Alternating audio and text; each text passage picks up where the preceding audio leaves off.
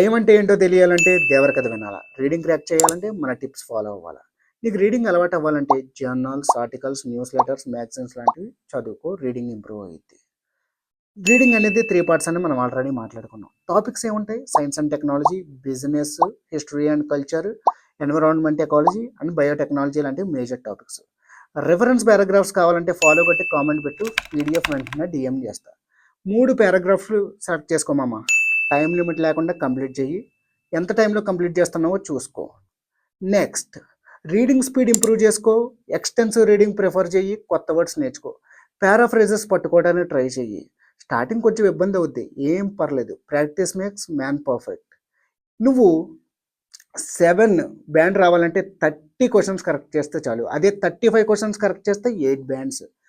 నువ్వు ఎంత చేస్తావు, ఎంత వస్తాయి అనేది నీ చేతిలోనే ఉంది. చూసుకో. మరి ఇంకా ఎలాంటి క్వశ్చన్స్ వస్తాయి, ఏం అడుగుతారు,